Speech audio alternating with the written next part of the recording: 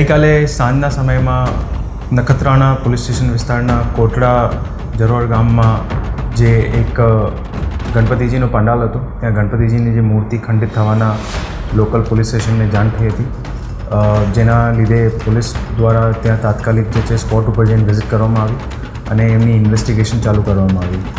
અને એની સાથે સાથે ત્યાં બાજુમાં જે એક નાનકડું મંદિર હતું ત્યાં પણ જે છે ઉપર ફ્લેગ લગાવવાનું એક માહિતી મળી હતી.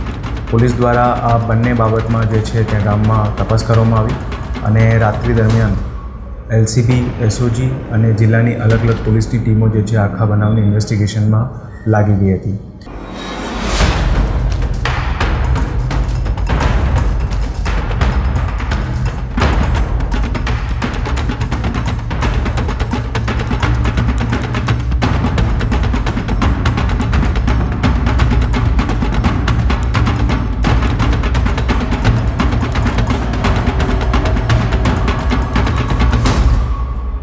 ઓવરઓલ જે આખો બનાવ બન્યો એમાં જે ખાસ કરીને જે ગણપતિજીની મૂર્તિ ખંડિત થઈ છે એમાં 3 માઇનર જે છે છોકરા એ ઇન્વોલ્વ છે, જે કાયદાના સંઘર્ષમાં આવેલા છે.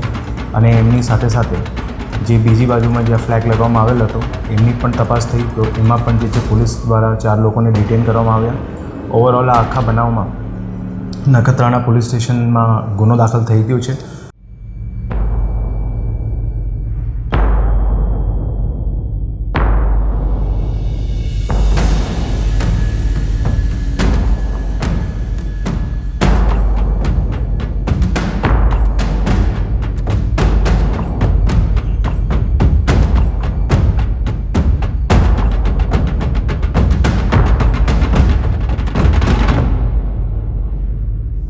જે ભારતીય ન્યાય સંહિતાની કલમો હેઠળ જે ગુનો દાખલ થયો છે એમાં ટોટલ 8 આરોપી છે.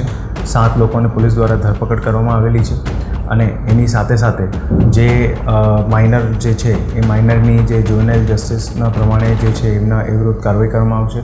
અને એની સાથે સાથે ઓવરઓલ જે ગામમાં બનાવ બન્યો તો એમાં અત્યારે ગામમાં હાલ શાંતિ છે, પોલીસ બંદોબસ્ત પણ ગોઠવાયેલો છે. અને બધા લોકોને, ખાસ કરીને કચ્છના આમ નાગરિકોને બધાને પોલીસ દ્વારા અપીલ છે કે આ બાબતમાં કોઈ અફવા ફેલાવવાની નહીં અને ઇન જનરલ પણ કોઈ પણ એવો વાયરલ મેસેજ અથવા તો કોઈ પણ એવો વિડીયો હોય એ કોઈ એવી અફવા ફેલાવવાની નથી. અને અગર એવી કોઈ વસ્તુ જે કાયદો વ્યવસ્થાને ભંગ કરે કોઈ પોલીસના ધ્યાને આવશે તો પોલીસ દ્વારા એમાં કાર્યવાહી કરવામાં આવશે.